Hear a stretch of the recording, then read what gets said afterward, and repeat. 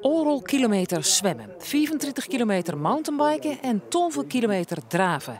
Dat binnen de ingrediënten van de Triambla op het Ameland. Een verslag van Frederik Wijma.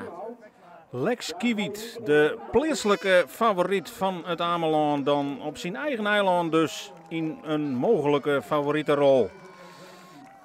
Zo'n 900 deelnemers verdeeld over verschillende klassen dan van start. En in deze categorie moet er oral kilometer zwom worden in de Waddenzee. En dit is de nummer 1, Mark Hamersma. De regerend Nederlands kampioen komt met grote voorsprong als eerste uit het water en bekend dus beginnen aan het fietsen. En dit is de beste vrouw, Sandra Wassink-Hitsert uit Hoevelaken. Zij zal de titel prolongeren. En hier hebben we ons lokale favoriet Lex Kiewit die de achtervolging. Ja, deze man, Mark Hamersma, is net te horen. Die leidt minutenlang voor. Maar wat kan Kiewit? Van een zandje in de plak staat er gewoon waarom geroept naar een 9e positie met het fietsen. Hamersma, die mij als eerste wisselde van het fietsen naar het rennen. En vlak achter hem, een aantal minuten, Mark Hulsebos van Den Helder. Ja, de achtervolgers, wat kunnen die dan nog inbrengen?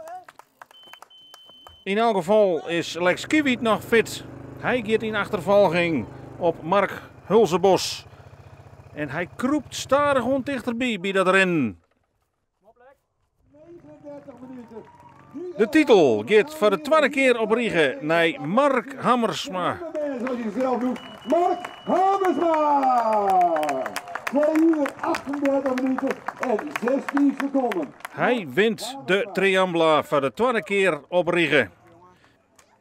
Ik wil wel gewoon de beste zijn hier van Nederland. Dat heb ik ook 2 weken geleden laten zien op het NK. En ja, het is ook nog extra mooi als dat ik hier ook kan laten zien van, dat ik gewoon de beste ben.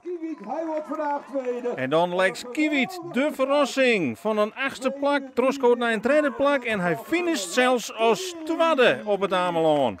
En dat mij gerust een wonderbaarlijk goede prestatie neemt worden.